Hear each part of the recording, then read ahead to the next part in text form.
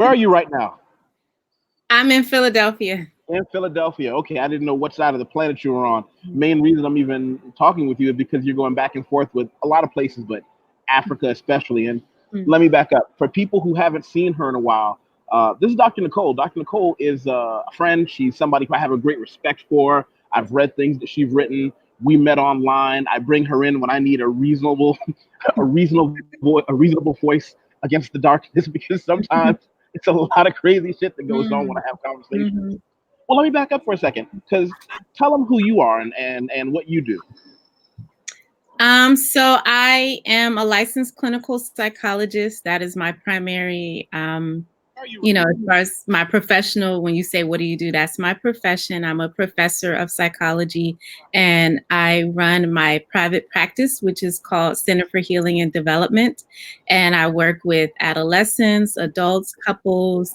I do trainings and workshops. I try to do a lot of online stuff. So I'm into mental health and mental health awareness. But but in addition to that, my other passion, which I also often meld with the psychology piece, is being a world traveler. I wrote a travel book, which you reviewed. I wrote a global cookbook of recipes that I obtained through my travels. And I have an online course called Travel A to Z, Everything You Need to Know to Get Started and Live the Life of a World Traveler and Global Citizen. So I see those two as like connected, the whole travel piece and the psychology piece. And I am a serial expat and passionate about people traveling in general, but traveling to the continent of Africa and moving there, living there for whatever period of time if it suits them. So I think that's what we're kind of focusing on today. That's exactly what I told him. I said, you have brought Africa, and for the record, I'm just going to get this out of the way. We all understand Africa is a continent, Okay. not a country. Okay. Okay. Oh, all right. Because I know there's going to be somebody in the comments who's going to come out with some as if we don't know already. As if we don't know already. But you know what? The way people talk, you never know. Mm-hmm. You know? Mm-hmm. Well, what I wanted to bring you in for, and there's somebody that I hope will join us. I want to show you something that a gentleman named Mufasa, who let's see, did something, and he posted something in my article, "How to Leave America 101, a masterclass." Yes. Let me see. Okay, you should see it on your screen. Well, what he said, thanks for this video. I'm just coming from the article. Looking forward to checking out the rest of the videos related to leaving the United States. Need to do more research. And then he went on to say, just dropped you some Bitcoin, which I appreciate. In the comments, when you click see more, anybody can see my Bitcoin account, my PayPal account. Love donations because I am not signing a deal with evil and signing on for Google ads or any of that nonsense. And I said, thank you for your support. Specifically, what are you looking for? And if I have not covered it in a previous video, I'll make one specifically to address what you need. And he said, YusefWateef, what I'm looking for is an African country to live in, somewhere that is likely to be relatively stable in the near future, where I can survive as a freelance videographer, photographer until he gets into some other things, and where he can take 50,000 in US dollars and make it a million. We're gonna have a discussion about that because while Dr. Nicole is good with getting your head right, I came from a sound career as a financial professional. We're gonna have a chat about that. And he said those are other things, but those are the main things he's looking for. But he did go on to say he has a 10-year-old daughter. And he's also looking at a Caribbean country until she's 18, as long as it's a black country. Now, for me, he said, oh, he didn't see the email I sent him. He's going to go check again. But for me, he packed a lot in there because he essentially wants everything. You know? And there is an adage that said a man can have anything he wants, just not all at the same time. So I want to start with the goodies. I actually want to have our dessert first. When he says African nation, stability, good place to take his now 10-year-old daughter, what are the things that come to your mind and why? Okay. Well, I would back up and ask first of all, where is he coming from, and why does he want to? What is his goal? What is his purpose? What are his goals for relocating to whatever country in Africa? Because I think a lot of times what gets people tripped up is not necessarily the we can get into countries that are stable and we can talk a lot about that, but people get tripped up because they have expectations of going to Africa that are out of line with the reality in Africa. Wait, you mean some people are deluded by what they see on television? Yes, or they're looking for some idealized utopia which doesn't exist anywhere. Wait, So, you mean they're not going to take me to Wakanda if I go to Africa? They're not going to teach me the secret handshake and wait, you mean there's some reality I have to enjoy? Exactly. No. Reality of conditions, No. situations. Are you adaptable? Are you flexible? Are you able to try to like understand a different culture? People talk about being Black. Most of societies in Africa, what's most important is ethnicity or tribe background. It's not about just being Black. So if you're going just for racial solidarity, you're going to be disappointed. So that's what I would say. You have to back up and know why. Okay, that's great to hear that. So for anybody else who is thinking about it, I would say, again, you have to step back and look at what your purpose is for going. You want to, and also you're going to talk, Watt, about the financial piece, but there's no gold mines in Africa. You need to have your financial hat on in terms of understanding investments, understanding the best industries in a particular country. You're not just going to be able to magically go and turn that 50,000 into $1 million without sound financial planning. Also, you need to know that most countries around the world, but throughout Africa, it's about who you know. So your resume is great, your skills are great, but you have to form relationships with people. So you're trying to get those deals. You want to do import, export. You want to get into maybe hospitality, whatever he said, brought digital, what is it, filmmaking or videography. I think you should continue. You should look into kind of what you need to be a digital nomad and continue that work online as you form the partnerships and relationships that you're trying to establish in whatever African country you're going to. So those are just the backgrounds, and I respect the person said, I'm not a person who is romantic. And that's him. Yeah. So that's wonderful. You're not romanticizing, but again, why are you going? And also knowing that the same rules apply as far as understanding financial planning, investment strategies, and all that, which you're going to get into. Now, as far as stable countries, each region of Africa is different, and one neighboring country could be stable while another one has experienced some instability, which could spill over because of bordering countries. We know with any kind of political crisis or refugee issue, the bordering countries that could spill into. So, for example, Botswana is a place that I lived in for 2 years. It's an extremely stable country. It's a country in Southern Africa that borders South Africa, is north of South Africa. It borders Zimbabwe, which is a little bit less stable. Oh, hold on. He just joined us, but I'm not quite sure if he knows that he's Mufasa, brother Mufasa, are you there? Yeah, I'm here. Can you hear me? I can hear you. I can't see you. Where are you? There you are. Are you driving right now? Yeah.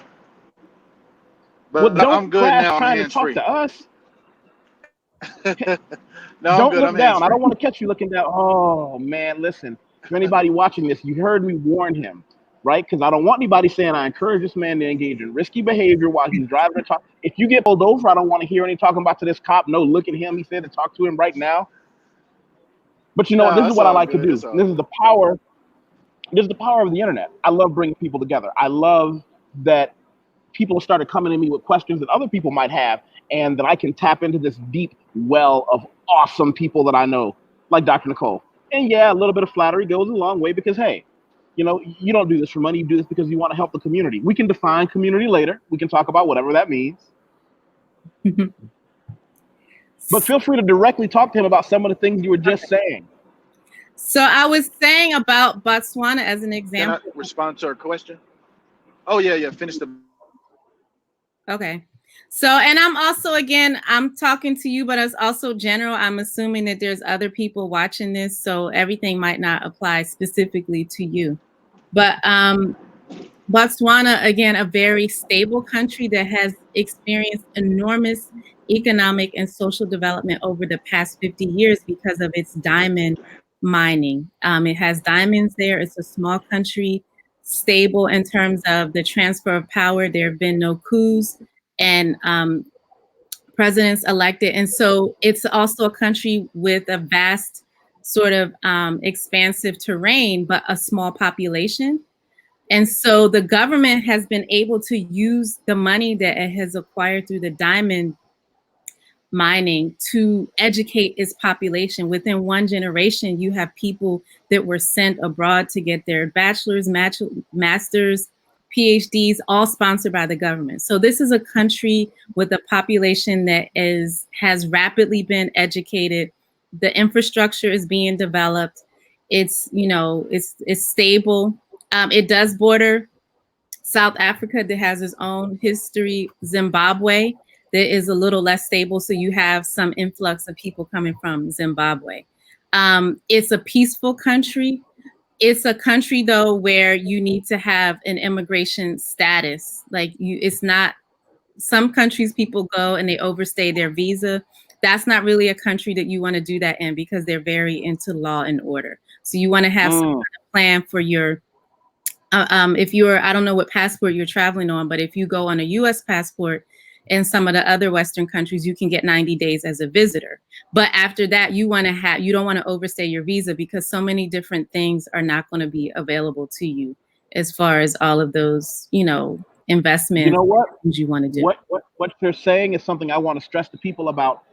I've lived in 15 countries, and each one of them has laws that are enforced to varying degrees. Here's what I want to tell everyone: no matter where you go, there's going to be someone who says, "Don't worry about this particular country's laws because they don't enforce it anyway." Now, that may be true, but nothing is true all the time, and all you need to be is that one person that they decided to look at and say, "You know what? We just don't like this guy, so we're going to enforce the law on him, and now you got all these taxes to pay."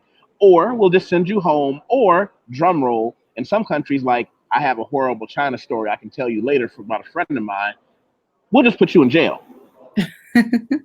Yeah, exactly. You don't want to play around with some countries, and that's one of them where you don't want to overstay be out of status for whatever visa or immigration status that you have. So if you're in status, you can look at business investments, partnerships, import, export. Whatever it is, there's a burgeoning artist community. There's a technology hub there. So incubation hubs and technology development. So all of that for the digital, projects, and there's filmmakers, musicians. To me, it's a very thriving country with the thriving youth population that also borders other countries. You can get to South Africa, you can go to Namibia, which, I know some people that had some issues there, but I think it's a great country. A lot of people talking about going to Ghana. Wait, let's not gloss over. Is Namibia, you said? Namibia. First, where exactly is that? And are the problems you're talking about problems specific to a group, or is that something you might want to share with the class so that we can be better armed against what might happen to us? Yeah, so you can't get away from looking at the colonial past of any particular country. And so there's a history of German colonization in Namibia, and there was actually a genocide that was conducted by the Germans, where they killed a lot of the Herero people. And so, it's just, it has a slightly different feel than Botswana. Okay. That's all I was saying. And you also have a lot of people, because of the instability, economic instability in Zimbabwe, a lot of people come over the border into Botswana to work as domestic workers, mechanics. You like the same way that people disparage Mexicans, who they perceive as Mexicans, illegal, Latino immigrants or whatever in the US, there's kind of that same dynamic going on in Botswana with Zimbabweans. Wow. Mm-hmm. So it's kind of like, and I wish my buddy Dave was here, because one of the things you said earlier is something I want to get into a little later, but he said the concept of people being united by skin color, in his opinion, is unique to Black Americans, because that is not something he saw on the African continent. And that dovetails with what you said about, well, it's not that, it's the whole, what tribe are you from? What people are you from? Is that a reasonable statement? Yeah, exactly. And that's where I find people have the most problem. And they also expect I saw somebody make a comment, well, there was a man from Egypt who didn't get along with a man from Ghana. Go figure, they're both African. And I'm like, but they're from vastly different countries and cultures. This is a place that within any one particular country, there is enormous diversity, linguistic, cultural, ethnic, religious. So think about two countries, let alone within one country. So there are factors that are more salient than race, because you're talking about people that for the most part are all Black. And then it'll be funny when you get there to whatever country and then you're called white, and I've heard people, whatever Oh my goodness. term for white. Yeah. That in Brazil, okay, that's a lie. I've had more than one of my white clients say, blah blah blah, Black people. Well, you're not Black, you're white. And I was like, whoa, stop the show. And again, because I work for myself, I can call out bullshit whenever I find it. I said, exactly what do you mean? He says, well, you're Black, but not Black like. And I was gonna say, like them Black. You mean like who exactly? And it's interesting because I've never encountered your color being dictated by your class. Yes, your class, your education, your passport status, what your nationality, like that's what people, and it's so hard because a lot of Black Americans or African Americans or whatever term you want to use, that is the most salient thing that they identify as. And so to go somewhere and then to have that stripped is like an identity crisis that I've seen people go through. Yeah. Well, let's not forget who we're here for. Mufasa, are you with us? I'm here. I'm in the mountains. Hopefully I don't lose you again. Okay, That's so okay. No, I agree with everything that she said. These are a lot of things. That's like Africa 101 for the, when you don't know any better and you kind of romanticize it. So I think everything she's saying has been things I've been hearing.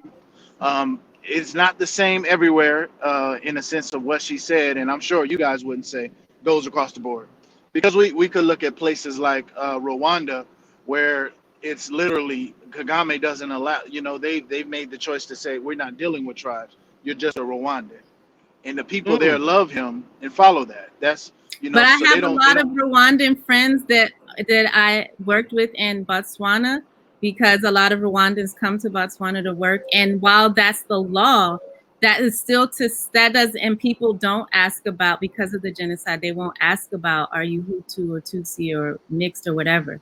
However, race is still not the primary. That's the whole point I was making. Race is not the primary form of identifying.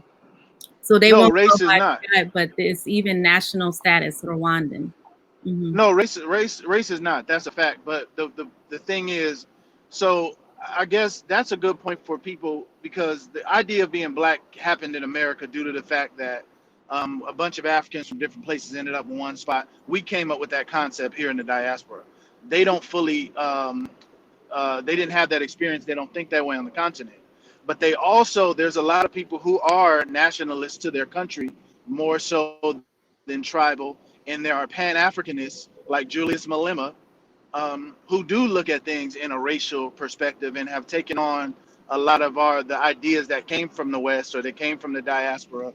There's people like that. There's a lot of efforts with the African Union Yeah, And behind that, there's people like Professor Nana Adu out of Ghana, who's going around giving Pan-African speeches, appealing to the diaspora. So yes, what you're saying is true in general, but group of that are moving in another direction. And I feel like people like me being on the continent can assist that process. And I think that's what we need as African people as a group.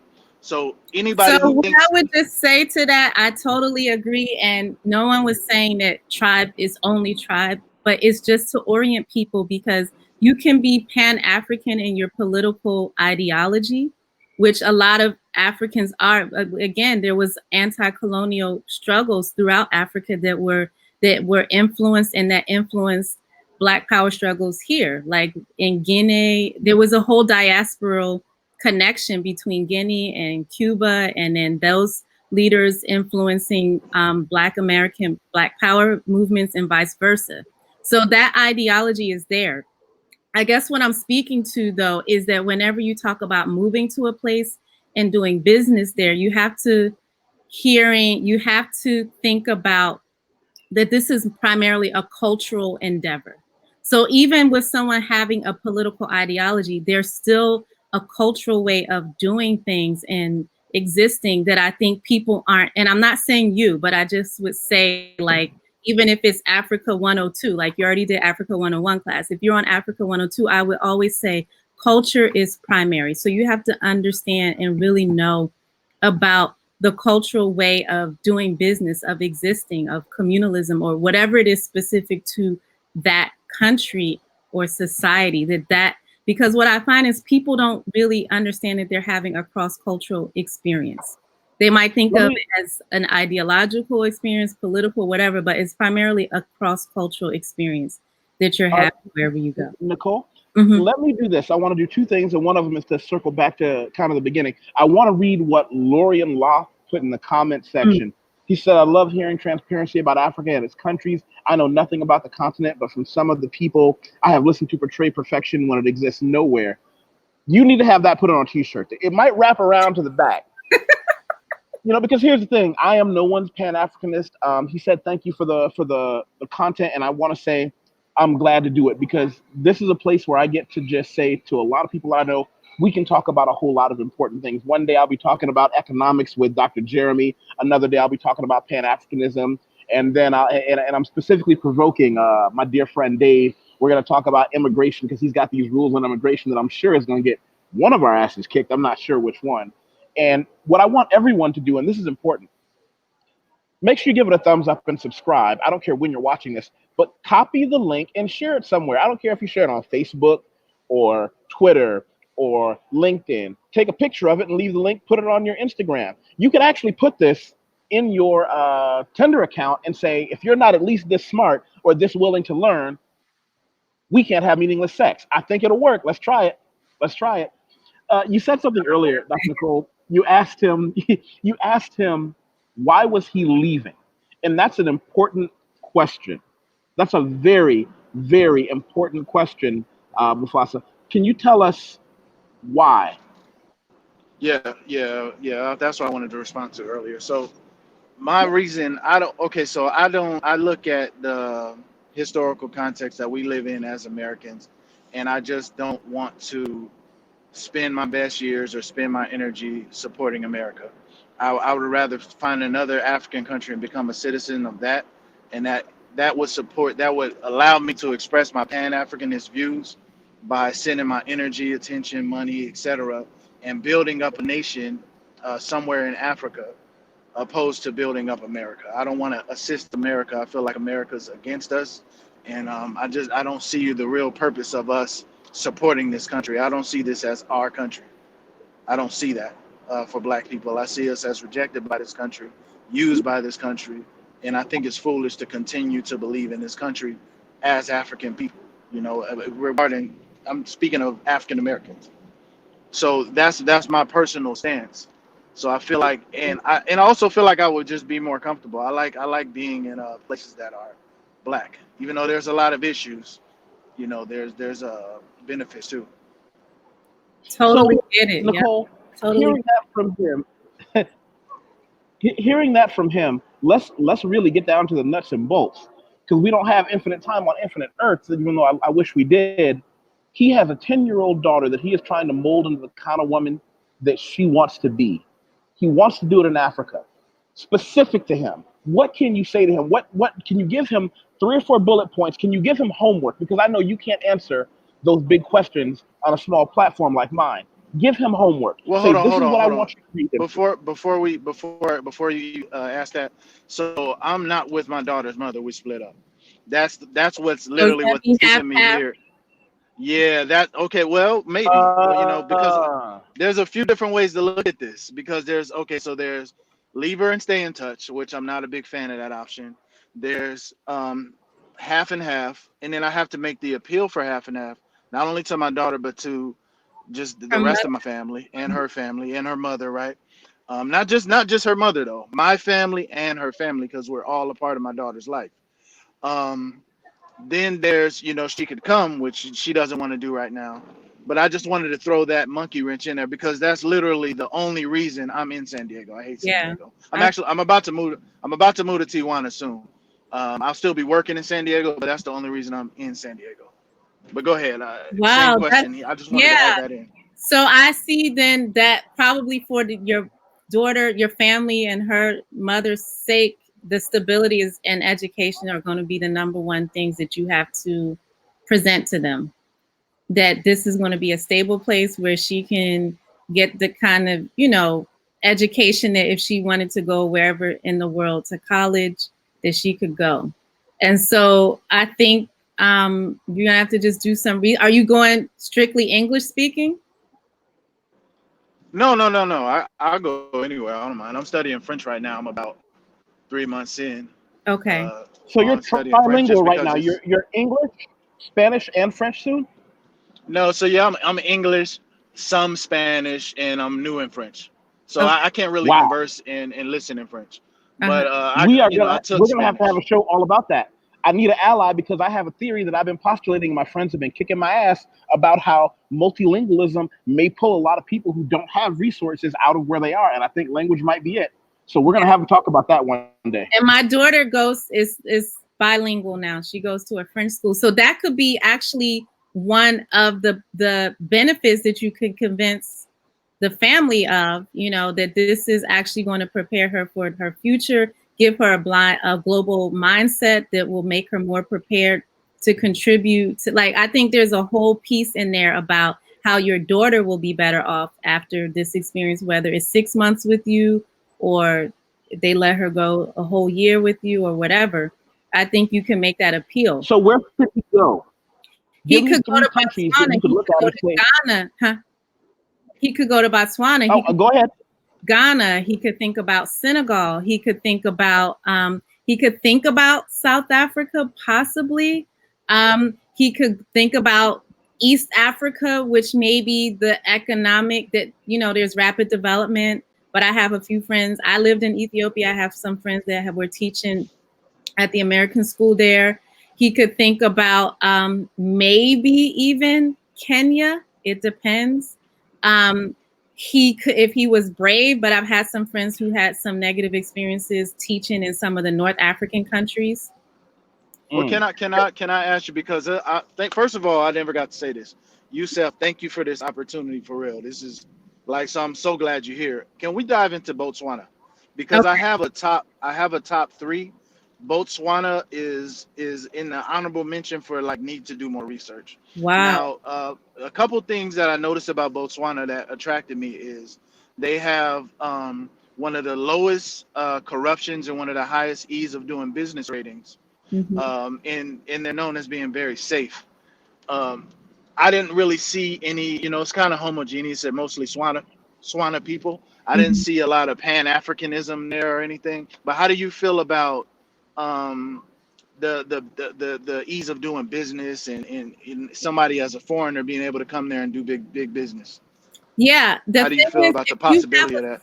That's the number one thing. If you have a skill or something to offer, then I think that's anywhere, but especially in Botswana, people will respect you and they'll be open to you. There is, to be quite honest, in every country, a bit of xenophobia, outsiders. It's big in South Africa. spilled over a little bit to Botswana, but it's very safe. You're right. It always is in the top of the list of least corrupt countries in Africa. High, burgeoning, educated population. Those technology hubs, like you're into the digital media and all of that, you'll find partnerships for that. You just need to find a way to have legal status. You won't be able to do much without that. Like that's one of those countries you got to have that legal status. Do you Now have an let me opinion? jump in there. Go ahead. Let me say one quick thing, and I'm going to be the villain. I'm going to own up to this villainy. I have skated on my laptop across the oceans, back and forth, country to country. If you have a skill in cinematography, filmography, what do you do? I do videography, like documentary style stuff. So Okay, documentary style can stuff for like oh, go ahead. can you edit video? Yes. Yeah, I can edit video You can. like the last Let thing me I tell did, you I worked something. for a nonprofit. Go ahead. You can take your laptop anywhere in the world that has a solid Wi-Fi connection, and you can work as a digital nomad, editing, having money paid into you into your PayPal account, your Cash App, or my personal preference. I do PayPal and I do Bitcoin, which you already know. There is no reason at all. And here's the thing, and I know I'm gonna say something that might y'all gonna kick my ass over this. You don't have to register as doing business in a country if you go there for the long term and you're doing business on your computer. However, being there long term, they may ask you what you do for your business. And also, I got the impression that like he wants to settle there, bring his kid to enroll in school, and to maybe develop partnerships on the ground. That was kind of Ah, what I was hearing. But yeah, if not, the digital nomad thing is big. You can be anywhere. But it sounded like you wanted to also like be with people, make business partnerships. That was my impression. So that's No, yeah, you're right. You're right. Plus, you got to remember too, like a core of me, I'm a really political person. yeah. I take that. So, I don't necessarily just want to be like in the background. I want to be immersed into Mm-hmm. it. But I like what he's saying because the key for me, I'm not gonna go over there on some emotional trip. I gotta make money. I can't be right. broke again. Mm-hmm. So, we gotta prioritize how we do things. I'm not looking for the path of least resistance, but I gotta be able to make some money. Can I offer to you? I'll do something for you that I do for some of the young men that hire me to mentor them. I don't mind taking a half an hour with you as someone who has a soft skill, a digital skill. I'll take some time with you and show you step by step how I would manipulate that skill into a profitable business. And I don't mind doing that for you. Yeah, I would definitely do that, man. Just let me Hmm. know your price. I'm down. I'm down for Well, that. listen, Nicole has to go because, unlike me, she's got all kinds of adult I responsibilities. was just going to say that as far as politics, you were saying you didn't see a lot about um, uh, uh, Pan-Africanism. Botswana are very proud people, very dignified, proud of their history and their past, and you'll find people they're up on what's going on. So I think it might not be sort of the Pan-Africanism that you hear about in West Africa with the Year of the Return and all of that, but I think you'll definitely find kindred souls as far as the vision of Africa and African people moving forward. So, and you're into the technology, the arts, and all of that. I think Okay, you'll, yeah, no, I'll look yeah. into that. I'll look into that because I know, like, so I'll be in Nigeria in a few days. Now, Mhm. the crazy thing, Algeria I or love Nigeria? Nigeria. Okay. Now, I wouldn't go to Algeria, but I'll be in Nigeria. The crazy thing about Nigeria, it's so many problems. There's so many things, but just the hustle I see in Nigeria, especially Lagos. That's why I feel like if I go to Lagos with such a large population and so much business going on with a B2B type of business, I just feel like I could really prosper there. Plus, I know there's a lot of scamming and a lot of trouble and a lot of things, but those are also side effects of like the hustle that they have in places like there. Like when I look at South Africa, I'm not sure about Botswana, but I know like South Africa, they're very comfortable with outsiders running things there. Nigeria, I don't see that the same way. I see a lot of them outsiders run things, but I see a lot of them running to run things too. If you Mm. if you following what My I'm number saying. one mentor in Botswana was a Nigerian. The drive and entrepreneurial spirit of Nigerians is Hey, unparalleled. The one thing I've never heard about a Nigerian is that they're lazy or foolish or easy to take advantage of. That's why I respected them before I knew who they were. Listen, Kenna Williams, who's awesome. Do you know Kenna Williams, Nicole? You two got to meet. Kenna Williams is one of my awesome friends. She asked you a question, Mufasa. She said, do you have a degree? Some places will give you a long-term visa depending on your degree. And her ex in South Africa has a critical skills visa, so that's an option. Ellipses.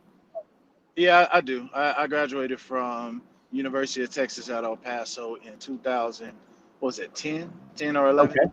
So Okay. yeah, I've had a bachelor for a while. In what I got an subject? associate's and a bachelor. It's I got an athlete's degree. It's called multidisciplinary studies, or the Okay. concentration in business, political science, and all my history courses, which got summed up into diversity. So diversity, political science, and Small Because all world. that has to be couched into a skill that's relevant to that place. And I think that her point is good, and that's what I was trying to say. Like, people overseas and Africa, they want to know, what are you bringing to the table?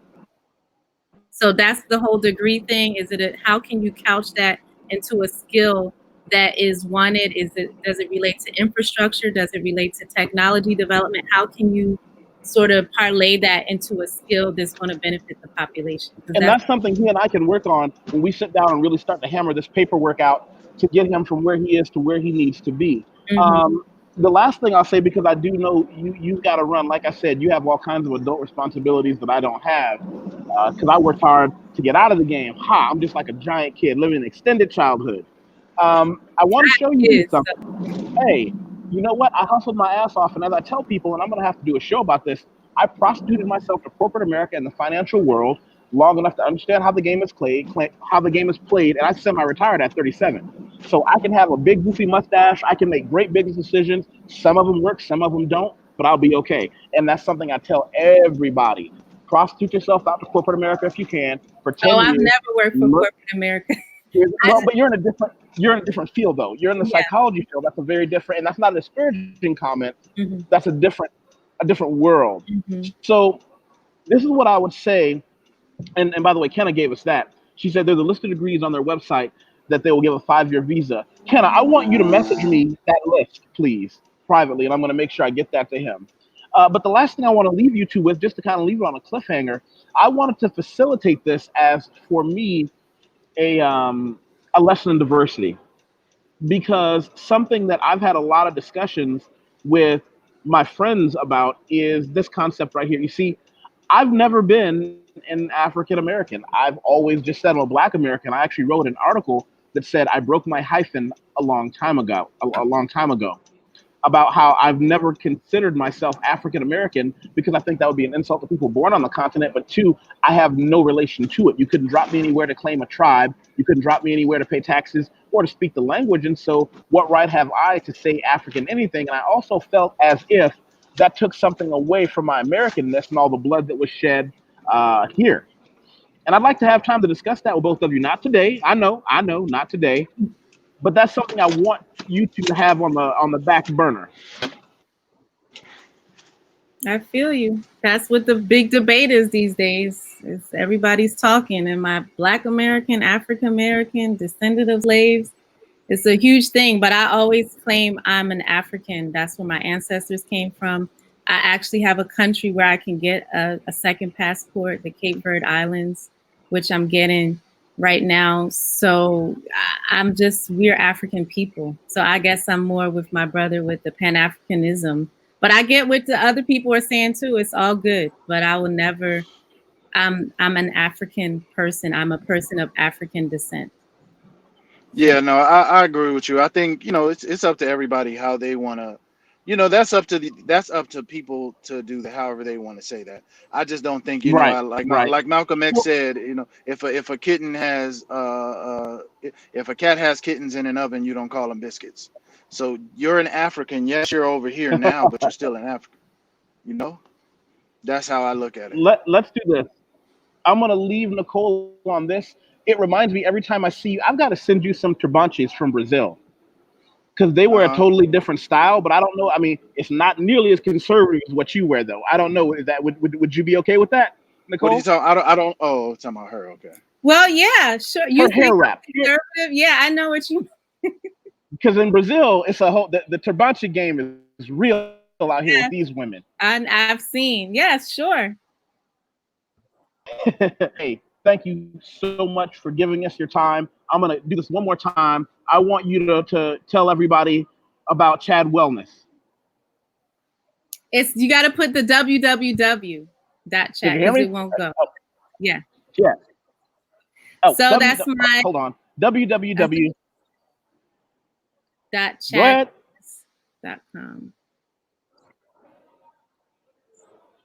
So you can find me there, all topics related to mental health and well-being. Got it? I got groupies, y'all. Look. But there you go, chadwellness.com. Yeah, thank you. Hit me up there. You can find all about what I do with mental health for organizations, groups, individuals, and couples. Online therapy for people. I work with expats, people who are doing the digital nomad thing, but running into adjustment problems, anxiety, depression. You can find out everything on the website, because at the end of the day, though, this game of traveling and living abroad, being an expat, it can come with a lot of mental and emotional strain. So you need to make sure you take care of your health and well-being as well. All right. Brother Mufasa, do you have to run or do you have a few minutes? No, I got some time. I stopped parked so I got a meeting in like 30 minutes, but I can talk for about 10 minutes parked. Okay, then I wanted to catch up with you. And first, let me back up and say peace to you too, Brandon. Thanks for joining us. To everybody who's watching right now, if you're late to the show, I want you to do two important things. Click the thumbs up and subscribe. That's actually one thing. Copy this link somewhere. Put it on Facebook somewhere. Put it on Twitter. Put it on your LinkedIn. Put it on your Tinder account. I don't really care. But the reason I get to meet so many awesome people and have great conversations where people can, and, because Mufasa and I met yesterday. He sent me some questions. I said, you know what? Let me bring you one of my friends who's an expert in that field. And I'm so grateful to have so many expert friends. And I'll see if I can help you out. Yeah, no, exactly. So I appreciate that too, man. I appreciate that. I wish I got to ask him more questions. I knew I was going to be driving, but it's fine. Well, what I'm going to definitely do is, I hear you. What I'm going to do is I'm going to make sure that you and she are able to get in contact offline, so that if any services that she or her business does, you can work with her. She has a Rolodex of people that she deals with just as deep as mine. So I'm sure she's going to be somebody that in the future you're going to find extraordinarily helpful. Right. So, but on the other side of things, man, what's the temperature like in the United States? How are you feeling? And I mean the temperature socially. I mean, I'm very not the best person to ask that. I do my best to detach from the United States, but as far as my personal life, I mean, I'm doing fine. Me and my daughter just got back from Jamaica a few days ago. Her first time leaving the country. I mean, she loved it. She loved it. We talk about Jamaica all the time. So she actually got a chance to go out there. We listen to a lot of music. I'm looking at stuff like that. Business is doing good for me. I'm working hard. I still don't really own my time. I'm a partial business owner that does a lot of sweat equity. So I'm still working on that. And just right now, I know I'm not answering your question directly, but I'm kind of giving you a sense of how my mindset is not really with what's going on in America so much, Well, I'm disappointed. Like I see the political what's going on in the political arena and everything like that, and it's just the same old BS to me. Let me put one last thing to you. You have a YouTube channel. Yeah, I do. You've got all kinds of fancy equipment. Yeah, I do. Why are we doing this on my channel? How come we're not doing this on your channel? How come you can't say, hey, listen, every couple of days I put up something. Why don't you become a guest over here? When is that going to happen? Man, I need to get on that, man. I need to get on that, man. That's really just me. I need to get on that. You're not the only person. I got so many videos because I do lives on Facebook and I don't always put them on there. So really, I have no excuse. I need to get on that. All right. Well, I just wanted to put that bug in your ear. Listen, you have my information. I have yours. This is not going to be the last time we see each other. and I hope you have a great day. No doubt, yo. So we're gonna have to get up. So what do I just contact you offline? Or? Do you have WhatsApp? Yeah, definitely. Then add me on WhatsApp. You saw my phone number, didn't you? I don't think so. I don't I'll know send you my phone number. I'll send you my phone. Oh, Kenna, this is why I love Kenna. Kenna, we just got a hot report in from Kenna. If she's asking you what state she's in, that means Kenna might be on the job right now trying to get you what you need. You see how amazing my friends are? Damn it. We are awesome. We're like the Avengers, except better. What state are you in right now? I'm in San Diego, California. Like right now, I'm near Murrieta, kind of in the Inland Empire, but I live in San Diego, California. Okay. But I drive around all the time, so I'm always around SoCal. Okay, San Diego, California. So this means we are going to all connect offline, and I'm going to say, do you have any parting words for everybody else? No, I just nothing. I'm glad. Thank you for bringing me on here. Like I said, I'm glad anybody who's following him that was attracted because you want to live in other places or do other things. I say, go ahead and do it, man. Go for it. I mean, because like a few years ago, like I'm a big time workaholic and I didn't want to really travel. I got forced to go to Trinidad with some friends of mine on a group little trip. Didn't really like it. I felt like I was away from work too long. Then they brought me back to Jamaica. I like your wording on that. Like, I like how you said that. Like, I didn't want to go to Trinidad with all that sun and fruit, but damn it, they just beat me. They just beat me in the head until I went. I don't know what happened. That. And look, I was complaining. Like when we were there, I'm like, bro, I could be at home making money. Like, what am I doing here? We're here too long. Well, now here's the thing. What you just said, this is going to be our talk. You're right. You could have been making money. Take your laptop down there. Business don't stop. That's the level I need to get on, man. That's where I'm changing my mindset, because what happened is later on we went into another trip in Jamaica, and then I really started to seriously consider leaving. I really started to seriously consider it, and I've been, like I said, in Oxnard. I was just in Oxnard this morning. You might be buying her lunch. Now listen, I'm gonna tell you something. I'm gonna tell you something important. Kenna is one of those people that if it's within your power, if she says she has time for you, I want you to meet her, buy her lunch, and let her give you some game. She has wisdom that she doesn't even tell people online. She's done it all. She's seen it all. She's got all the passport stamps to prove it. I'm telling you to treat her with the highest courtesy. Yeah, I was literally in Oxnard. I was in Oxnard. I had a meeting at the Starbucks right there there's a Jamba Juice, Starbucks. What street was I on? I forget the street because that's not my neck of the woods. But I'm in Oxnard maybe once a week. Do you hear a train behind me? Yeah, I hear. You know what? I would have thought I was losing my mind if I wasn't in a shopping mall where they actually put children on the train. Oh yeah, they do that down here. Yeah. All right. Well, hey, you guys, love you all. I hope everybody has a great day. Thank you all for showing up. No doubt, man. Thanks for having me, man.